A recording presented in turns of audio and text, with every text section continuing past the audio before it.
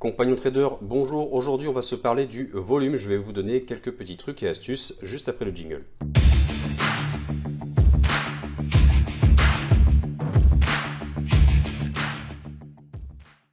Juste avant de démarrer, n'hésitez pas à laisser un petit pouce comme ceci pour me dire que vous aimez mes contenus et également à vous abonner à ma chaîne et à laisser un petit commentaire. Par ailleurs, je suis très friand, comme vous le savez, des idées de contenu sur ma chaîne, des idées de sujets que vous voudriez que je traite, donc n'hésitez pas à vous exprimer et à écrire. Allez, on est parti. Aujourd'hui, on va être ultra concret, on va se parler de quelques cas. Comment trader finalement avec l'information du volume de prix. Donc ce sera mon petit 1. On va passer sur les graphiques pour se donner des exemples avec des vrais actifs. Et puis voilà, ce sera le coin des nouvelles juste après. Allez, sans transition, on passe sur le cas numéro 1. En fait, je vous ai fait des petits schémas comme ça. Vous avez en bleu le prix. Vous voyez, vous avez un actif qui monte, qui descend. Et je vous ai représenté en bas, d'accord, je vous ai fait ça à la tablette, des bâtonnets qui indiquent en fait le volume. Vous avez des bâtonnets rouges et vous avez des bâtonnets verts. Les bâtonnets rouges, eh bien, ce sont des pressions vendeuses, d'accord, et les bâtonnets verts, des pressions acheteuses. Donc le volume, juste un petit rappel, qu'est-ce que c'est? C'est la quantité d'ordre que les investisseurs passent à l'achat ou à la vente. Donc ça vous donne en fait une représentation de ce que font les plus gros investisseurs sur le marché. À noter que si vous êtes chez un broker CFD, vous n'avez pas les vrais volumes du marché puisque vous n'êtes pas sur des actifs futurs qui est une place centralisée, une place boursière centralisée mondiale. Par contre, IG étant un broker important, vous le savez, c'est le broker que j'utilise, vous avez quand même une estimation, une représentativité des volumes qui est assez correcte. On est parti pour ce cas 1. Donc qu'est-ce qu'on voit sur ce cas 1? On voit en fait un prix qui oscille et puis qui est en train de monter. On a des plus bas de plus en plus haut. Et nous avons également en fait des volumes qui montent. Donc ça c'est un cas assez simple. Vous avez donc le volume, le prix qui monte. On peut dire que c'est représentatif d'une tendance haussière. Donc c'est une information qu'on va forcément utiliser nous scalpers, mais également des traders, swing traders, investisseurs. C'est quelque chose que je fais très régulièrement. D'ailleurs, récemment, j'ai fait un coaching sur du swing trading, investissement, pour quelqu'un qui était déjà formé au scalping. Donc moi, ce que je dis très souvent, c'est la même chose, c'est que les volumes donnent une excellente représentation de ce que font les gros investisseurs et pas les petits traders comme nous. Donc c'est très bien de se mettre dans le roue et de les suivre le plus souvent possible. À présent, on va passer donc au cas numéro 2. Le cas numéro 2 est un peu différent. Vous avez donc le prix qui monte et vous avez en fait des volumes qui descendent de plus en plus. Eh bien, ça va vous étonner, mais quand vous avez en fait le prix qui monte avec des volumes qui descendent, ça veut tout simplement dire que les gros investisseurs se retirent tout doucement. Alors si les volumes se retirent alors que le prix continue de monter, donc ce ne sont pas des situations qui vont durer extrêmement longtemps. En général, bon, on assiste à des retournements de prix, mais c'est plutôt significatif d'une tendance qui est haussière, qui est assez forte, puisque le prix continue de monter alors même que vous avez des grands investisseurs qui n'appuient pas sur l'accélérateur. Alors à présent, le cas numéro 3. Le cas numéro 3, nous avons donc un prix qui descend avec des volumes, donc des bâtonnets rouges qui montent à la hausse. Donc je vous laisse un petit peu deviner qu'est-ce que ça va être comme signification. Tout simplement, le prix baisse, les volumes augmentent, c'est une information de confirmation d'une tendance baissière. En effet, non seulement vous avez le prix qui baisse, mais en plus vous avez une accélération des volumes à la baisse. Donc les gros investisseurs appuient sur l'accélération pour vendre, donc c'est plutôt représentatif d'une tendance baissière. Et enfin, le quatrième cas, vous avez le prix qui baisse et vous avez également les volumes, des volumes en fait de la pression vendeuse qui baissent également. Eh bien, c'est comme pour le cas numéro 2, c'est l'asymétrie, donc c'est une information qu'on va utiliser pour confirmer une tendance baissière. Donc les petits traders vendent, les gros traders, les institutionnels se retirent peu à peu, mais la pression vendeuse est toujours nette. Donc bien garder en fait ces 4 cas en tête. Alors à présent, nous allons regarder en fait des erreurs que souvent les traders font quand ils utilisent le volume, c'est-à-dire qu'ils ne l'utilisent pas forcément dans le bon sens. En fait, il arrive que les personnes ne regardent qu'une seule bougie, vous voyez. Donc, vous voyez un tapis de bougies à un niveau, et puis d'un coup, donc une bougie haussière très très importante, mais sans vraiment corrélation avec les bougies voisines. Donc, c'est ça l'erreur, c'est de ne pas regarder les bougies voisines.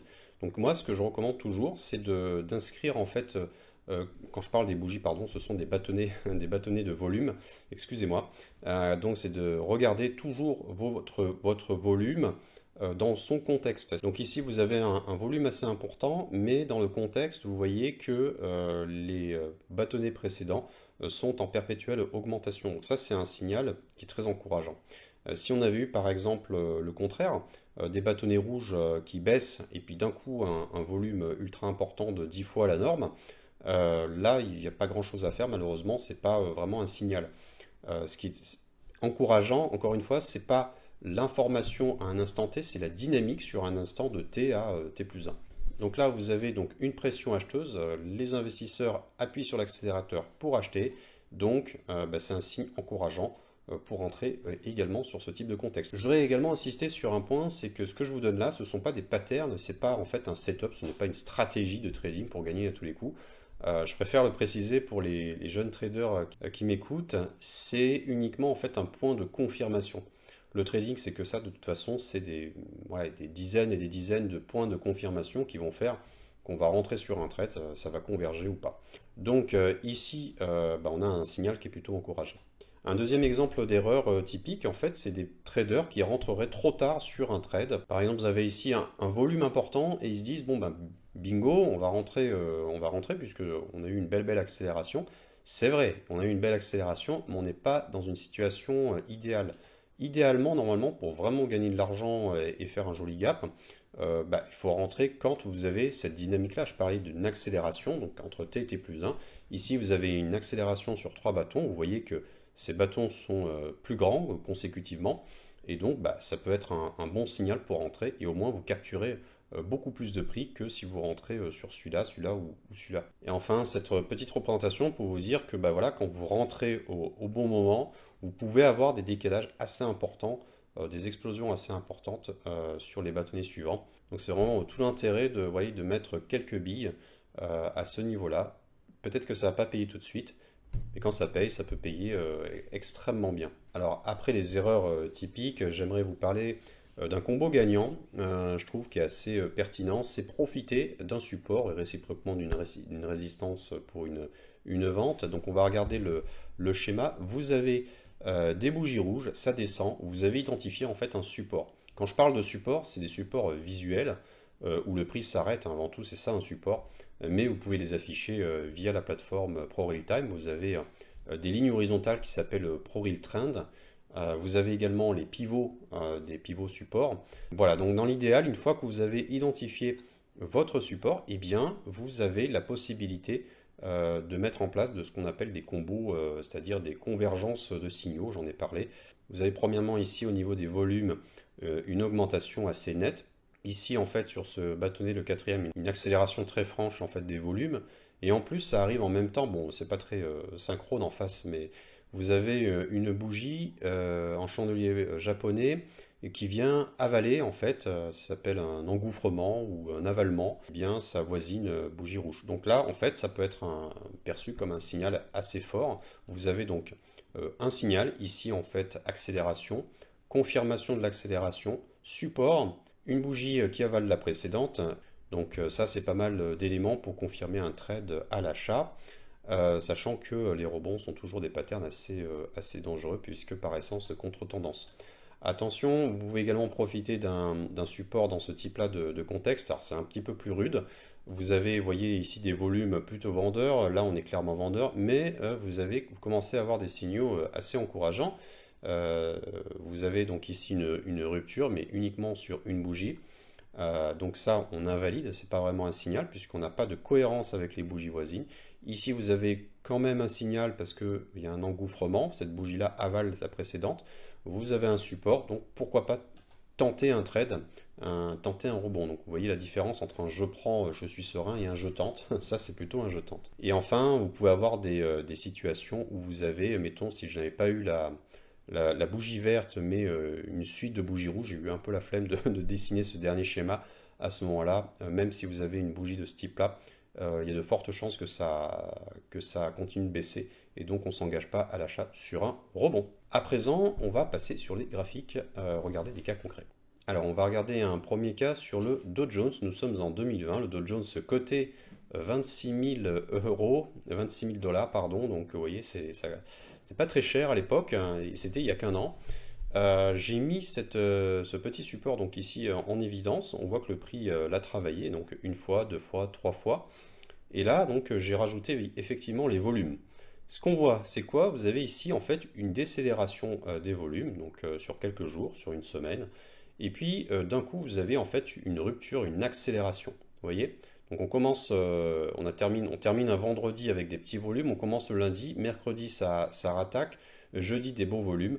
Donc vous voyez en fait ici vous avez une dynamique assez positive, on arrive sur un support, donc ça peut être un argument pour acheter. Ici vous avez en fait ce qu'on appelle un doji, un vert.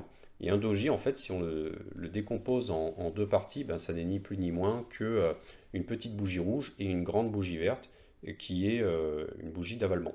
Donc, on pourrait très bien interpréter ici cela comme un possible signal. Donc, je ne vais pas tout regarder, mais là, dans l'exemple, juste pour faire référence au point de cours que je viens de vous expliquer, eh bien, on prendrait à l'achat. Donc là, on prend l'achat, ça a l'air de marcher. Donc à présent, on va regarder donc la suite. Qu'est-ce qui se passe? On arrive aux 30 000. On a au niveau des volumes, je pense que vous serez d'accord, c'est en train de baisser. Je vais effacer les flèches précédentes pour pas vous embrouiller. Donc qu'est-ce qu'on voit? Au niveau des volumes, ça a tendance à baisser globalement. Et au niveau du prix, bon bah là c'est clair et net, ça augmente.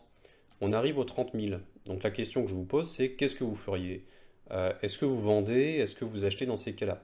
Donc, si on se réfère au cas numéro 2 que je vous ai expliqué, eh bien dans ces situations-là, on va donner un point pour prendre plutôt des achats, même si les volumes diminuent, plutôt qu'une vente pour jouer le rebond par exemple sur les 30 000. Donc là, il y a un vrai arbitrage à faire. 30 000, c'est un énorme niveau. On pourrait s'attendre à une vente, mais il faut toujours faire une évaluation ultra complète de savoir est-ce que, étant donné l'heure du marché, étant donné le jour, étant donné les impacts, étant donné les news économiques, etc., qu'est-ce qu'il convient de faire quand on arrive sur un niveau comme ceci? Donc là, en l'occurrence, on est juste en train de se dire, est-ce qu'au niveau des volumes, on est plutôt dans une pression acheteuse? La réponse est oui, on est sur une pression acheteuse, cas numéro 2. On ne cherche pas à savoir, donc on va accorder un point au niveau des volumes pour un achat, et donc on va regarder comment ça se déroule. Donc là, vous voyez, vous avez une légère montée progressive. Il n'y a pas vraiment eu de correction. Bon, là, ça paraît peu, mais on a quand même fait 1000 points en un mois et demi jusqu'à décembre pour arriver jusqu'à 31 000. Donc voilà pour deux petits cas très simples sur les graphiques pour vous montrer comment on joue avec les volumes. Voilà, donc je vous invite à vérifier tout ce que je dis par vous-même. Hein. Comme je le dis, c'est mieux. Ça permet déjà de vérifier que c'est correct et puis de l'imprimer en tête plus facilement. Donc regardez les graphiques, regardez vos actifs de prédilection et faites des tests avec les volumes. Et en premier, affichez-moi ces volumes quand vous faites une analyse marché, vous me feriez bien plaisir.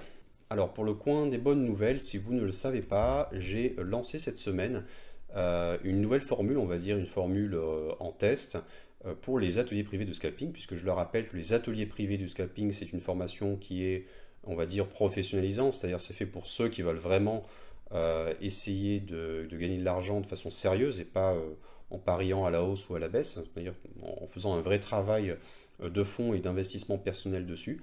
Et donc cette semaine, j'ai décidé de vous proposer une formule avec une séance de coaching offerte à l'intérieur de ces ateliers privés pour juste en fait pour tester. Cette formule-là, si elle vous intéresse, eh bien, elle est encore accessible jusqu'à demain, puisque je ne peux pas coacher des dizaines et des dizaines de personnes, donc je la limite effectivement dans le temps. Donc voilà, si vous voulez en faire partie, welcome. N'hésitez pas à en tout cas m'écrire, et si éventuellement vous avez besoin d'un délai de réflexion supplémentaire, écrivez-moi en privé et puis on avisera ensemble. Donc voilà, ça remplace les lives de groupe que je faisais auparavant. Là, pour les 2 mois suivants, ce seront des lives individuels. Enfin, pour moi, des lives, pour vous, un live, un coaching particulier en one-to-one avec moi, ce qui permettra justement d'affiner vos connaissances, vos compétences sur le sujet. Alors, je me devais de vous donner quelques nouvelles du robot. La V3 va bientôt sortir, et c'est une question de semaines, peut-être dans 2 ou 3 semaines maximum.